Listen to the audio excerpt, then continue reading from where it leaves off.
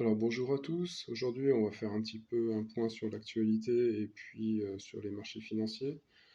Donc bon, rien de neuf au niveau du détroit d'Ormuz, simplement il y a Trump qui a évoqué un blocus de plusieurs mois. Donc c'est toujours en pourparlers, donc on ne sait pas s'il y aura une seconde intervention militaire. Pendant ce temps-là, l'Iran réplique que bon ben il se sent pas plus intimidé que ça. Donc, bon, pour l'instant, je dirais qu'il n'y a rien de neuf sous le soleil.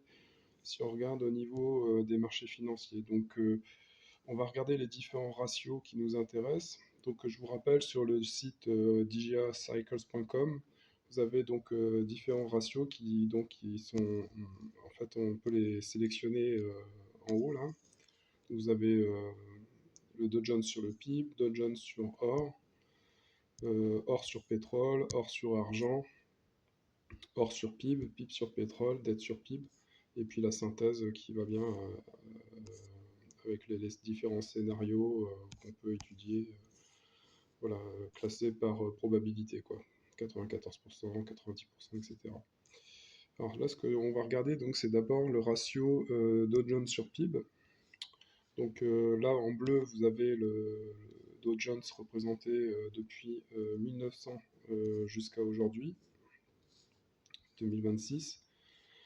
Donc en pointillé, je vous rappelle, c'est la droite de régression moyenne. Hop. Alors, on appelle plus précisément, c'est la droite robuste, droite médiane, parce que la droite de régression, elle prend en compte les extrêmes, alors que la droite robuste, elle sépare simplement l'évolution des cours en deux parties, 50% du temps au-dessus et 50% du temps en dessous. Donc c'est une droite Donc ça veut dire que l'indice progresse en moyenne, vous voyez, de 5,5% par an sur les 120 dernières années, pour ce qui est du Dow Jones. Et donc là, on voulait s'intéresser au ratio Dow Jones sur PIB. Donc je fais apparaître le PIB en rouge, vous voyez. Donc là, donc on voit sur la petite fenêtre qui apparaît, en fait, on voit plusieurs informations. Donc le Dow Jones, c'est la clôture trimestrielle, donc c'est en données trimestrielles. Et puis le PIB associé. Donc là, par exemple, en 2026, on est à une médiane de 23. Donc là, c'est la projection T2. Euh, au T3, par exemple, on était à 46 398 points sur Dow Jones et de 29 800 milliards pour le PIB. Alors si on regarde au jour d'aujourd'hui, aujourd'hui le PIB il est à 31 000 milliards, 31 600 pour être plus exact, et le Dow Jones il est, on va regarder dans les évaluations en temps réel, donc là il est à 48 800. Donc si je retourne sur Dow Jones sur PIB, voilà. Donc, on a un ratio entre les deux de 1,55. Alors, bien sûr, c'est en milliards, hein, puisqu'on divise le Dow Jones par le PIB. Donc, c'est en milliards de dollars. Mais si on regarde le ratio, vous voyez que donc à 1,55, on est au 79e pourcentile. Donc, ça veut dire qu'on est quand même très, très en haut de distribution dans le premier quartile, alors que la médiane, elle se situe plutôt autour de 1. C'est-à-dire qu'en gros, quand le PIB est égal au Dow Jones, enfin le Dow Jones est égal au PIB plus précisément, bah, ça veut dire qu'il est sur sa valeur fondamentale, plus ou moins. Donc ça voudrait dire au jour d'aujourd'hui, un Dow Jones autour des 32 115 pour être sur sa valeur médiane. Euh, voilà. Et donc, le 10e pourcentile, il est à 0,41, 25e 0,73. Et donc, si on était au 90e, on serait quasiment à deux fois le PIB. Donc, avec un PIB à 31 000, on serait à 62 000 sur le Dow Jones. Donc, pour être dans les 10%, les valeurs les 10% les plus élevées historiquement. Donc là, vous avez la répartition, c'est-à-dire la courbe de répartition par événement entre 1900 et 1926, vous voyez, avec les différents ratios. Vous voyez que bon, bah, le ratio 1,55 où on est actuellement, on est légèrement en queue de distribution, quoi. Voilà, donc on est au-dessus de la limite, enfin au-dessus de la moyenne et proche de la limite, c'est-à-dire c'est des niveaux qu'on n'avait pas vus on n'avait pas vu uniquement pendant les bulles, quoi, hein, bulles 2002, 2008, etc. On le voit d'ailleurs bien ici, hein, c'est-à-dire qu'on voit bien que le Dow Jones est bien au-dessus du PIB. Donc, ça suggère des rendements futurs pas terribles dans les 5 prochaines années. Maintenant, on va regarder le ratio Dow Jones sur Gold. Donc, on va enlever le PIB et on va mettre le Gold. Donc simplement, par représentation, on voit que le Gold est en dessous du Dow Jones si on adopte la même droite de régression. Et en termes de ratio, on est sur 10,5, puisqu'on a une once qui est autour des 4006$ et 4600$, et puis un Dow Jones qui est à 46-47 000. Donc en fait on a un ratio de 10 entre les deux, et on voit que donc on est au 62e pourcentile, donc qui est une valeur relativement élevée, sachant que la médiane elle est à 7,5 et la moyenne autour de 10,8. Alors pourquoi la moyenne elle n'est pas égale à la médiane? Tout simplement parce qu'il y a des valeurs extrêmes qui font que ça surpondère la moyenne, alors qu'à la médiane est insensible aux effets de bord, c'est-à-dire aux distributions limites, quoi. Donc là, bon, disons qu'on a un petit peu surévalué, donc ça veut dire que le Dow Jones, le marché action est cher par rapport à l'or. Ça veut dire que l'or pourrait progresser de manière significative si on revenait sur un ratio de 7, ce qui est le ratio médian historique entre le Dow Jones et l'or. Ça voudrait dire une or qui s'apprécie autour des 6 500$ l'once, puisqu'on a un Dow Jones autour des 46 000. Voilà. Maintenant, on va regarder le ratio hors pétrole. Alors, on va enlever donc là, on va enlever Dow Jones, c'est la clôture trimestrielle, et on va mettre le pétrole. Tac. Donc, vous voyez, il y a la courbe en gris, c'est le pétrole, la courbe en jaune, c'est l'or. Et on voit qu'en fait, elles se talonnent toutes les deux. C'est-à-dire que systématiquement, lorsque, par exemple, dans les années 70, lorsqu'il y a eu les deux chocs pétroliers, quand on avait une ascension du pétrole, en parallèle, vous aviez une ascension de l'or. De même, lorsque en 2000 on a eu une ascension de l'or, c'était suivi par une hausse du pétrole dans à peu près les mêmes proportions.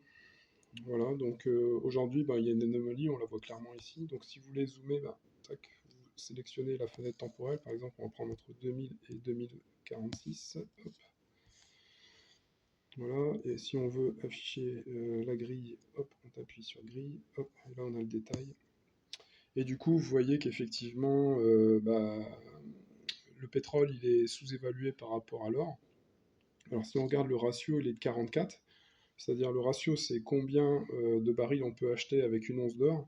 Donc, une once d'or permet d'acheter 44 barils actuellement, ce qui est extrêmement élevé, puisque là, on est au 98e pourcentile, sachant que historiquement, la médiane, c'est autour de 16-17. Donc, si on avait un ratio 16-17 pour une once d'or à sa valeur fondamentale, ça signifierait qu'on aurait un pétrole autour des 186$, entre 186 et 200$. Donc vous voyez qu'on est sur des percentiles extrêmes, c'est-à-dire que 98% on était inférieur. Donc c'est soit l'or est surévalué, soit le pétrole est sous-évalué. Mais quand on regarde le graphique, on voit bien que c'est le pétrole qui doit faire un rattrapage par rapport à l'or et pas l'inverse, quoi. Maintenant, on va regarder le ratio or-argent. Donc, hop, je vais cliquer ici sur or-argent. Voilà. Donc, on va enlever le pétrole. Tac. Et on va cliquer sur l'argent. Voilà. Et on va l'observer sur toute la période, depuis 1900 jusqu'à aujourd'hui. Donc, c'est pareil, l'argent suit les cours de l'or d'assez près. Donc le ratio historique entre l'or et l'argent, c'est 46 depuis 1900. Le ratio médian, donc il est de 46, le ratio moyen est de 51. On va dire donc c'est en gros entre 46 et 50, la moyenne. Et là, on est sur un ratio de 62. Donc on est quand même relativement élevé, puisqu'on est à 68e pourcentile, c'est-à-dire 68% du temps, l'or était plus cher qu'il l'est par rapport à l'or actuellement, quoi. Donc il y a certainement un rattrapage de l'argent par rapport à l'or pour revenir au ratio médian. Donc si on avait un ratio médian par rapport à la valeur d'une once fondamentale d'or, c'est 3000$, ce serait une once d'argent à 66$. Et compte tenu des cours actuels, puisqu'on est à 4006, ça voudrait dire une once autour des 100 dollars, quoi.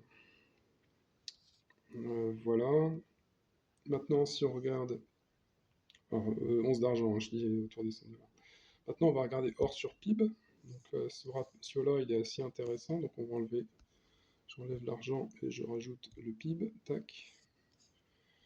Donc là, vous voyez que bon, ben, il y a eu des périodes, par exemple de 1900 à 1950, l'or était au-dessus du PIB. Ensuite, bah, c'était l'inverse, de 1950 à 1980, c'était le PIB qui était au-dessus. Et puis de 1980, 1982, l'or était légèrement au-dessus. Et puis l'or ensuite était régulièrement en dessous. Donc, si on regarde les ratios, vous voyez que le ratio médian, c'est 1/10 du PIB. Donc, par exemple, avec un PIB à 31 000 milliards, ça voudrait dire une once d'or en valeur fondamentale autour de 3 000 dollars, quoi. Donc, d'ailleurs, c'est ce que vous voyez ici, le prix implicite de l'or. Pour un PIB à 31 600 milliards, ça voudrait dire une once à 3 067. Donc, on voit qu'on est un petit peu surévalué, mais pas tellement, hein, en fait, hein. On est dans la fourchette normale, c'est-à-dire entre 50 et 60% en termes de pourcentile au niveau de la distribution. Vous voyez, c'est la courbe verte, là, on voit au niveau des ratios. Donc là, on est à 0,14. Donc c'est la barre verte à peu près. Et puis vous voyez que bon, ben, on est à peu près dans la moyenne de la distribution. Voilà, donc on a une once d'or qui est légèrement surévaluée, mais pas tant que ça, par rapport au PIB. Voilà, bon, si on regarde PIB sur pétrole, donc là c'est pour étudier la valeur fondamentale du pétrole. Donc on va cliquer sur pétrole, tac, on va enlever l'or. Voilà, donc là vous avez pareil, donc en gris le pétrole et en rouge le PIB. Donc si on regarde T1 2026, le pétrole à 100 dollars le baril et le PIB à 31 000 milliards. Donc si on regarde le ratio, le PIB permettait d'acheter 300 barils en moyenne. Donc c'est en milliards de dollars bien sûr, hein, donc ça fait 300 milliards en fait. Mais donc le ratio médian, lui, il est de 150. Donc on est à 2 fois le ratio médian, c'est-à-dire que le prix du pétrole est 2 fois inférieur à ce qu'il devrait être. Donc son prix médian, si on appliquait les ratios historiques, ça serait 200 dollars le baril pour le pétrole. Vous voyez, donc là, en fait, le pétrole est très bon marché, hein, puisque en fait, on est 75% du temps, le pétrole était plus cher vis-à-vis du PIB. Donc voilà. Donc ça nous donne un renseignement sur le potentiel de hausse. D'ailleurs, on le voit ici, hein, on voit bien que le pétrole a un potentiel de rattrapage par rapport au PIB qui est du x2, quoi, hein, si on se rapporte à l'historique des prix. Et puis pour finir, on va regarder dette sur PIB. Donc le ratio de dette sur PIB, c'est ce ratio-là. Et du coup, on va enlever le pétrole et on va rajouter la dette. Donc la dette, elle est ici, vous voyez, on clique sur la dette, voilà, et on va enlever la droite de régression, on n'a plus besoin. Vous voyez, donc on voit la dette sur PIB, au jour d'aujourd'hui, on est sur des niveaux qu'on n'a jamais atteints depuis la Seconde Guerre mondiale, puisque la Seconde Guerre mondiale, on était monté à 121%, et au jour d'aujourd'hui, on est autour de 122%, 124%. 123%, vous voyez, actuel en valeur directe. Donc là sur le site digiacycles.com, il vient prélever en direct les valeurs sur le site de la Fred pour avoir une actualisation des niveaux aussi bien pour le GDP que pour la dette. Et donc bah ouais, on est sur un 96e pourcentile, donc extrêmement élevé. Donc c'est des niveaux de dette qu'on a vu que pendant des périodes historiquement chahutées, quoi, hein. Et du coup, voilà, c'est ce qui est indiqué ici, très surévalué. Les États-Unis ont atteint ce niveau qu'à 2 reprises pendant la Seconde Guerre mondiale et pendant le Covid. Donc c'est vrai que pendant le Covid, on voit qu'il y a eu aussi un pic, 132% du PIB. Donc en général, vous voyez que si on regarde par exemple dans les années d'après-guerre, on a une forte décroissance de la dette, du ratio dette sur PIB. Pourquoi? Bah, parce que en fait, les dépenses en armement ont été monétisées, donc la planche à billets a permis de diluer la valeur de la monnaie. Et donc, bah, comme on rembourse en dollars courants et non pas constants, bah, la dévaluation du dollar a permis donc de rogner sur les 20 années qui suivent le poids de la dette. Donc, a priori, pas impensable qu'ils feront la même chose, c'est-à-dire de la répression financière avec des taux réels négatifs, c'est-à-dire une inflation supérieure et du contrôle de la courbe des taux, notamment le taux à 10 ans, pour qu'il reste gentiment à 4%, même si l'inflation s'envole à 10-15%, c'est pas grave. Ça permet de rogner la dette et budgétairement, ça permet d'avoir les mains libres, quoi. Voilà, donc ça nous a permis un peu d'étudier tous les petits ratios là.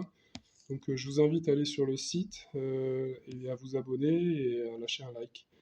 Allez, merci et à bientôt.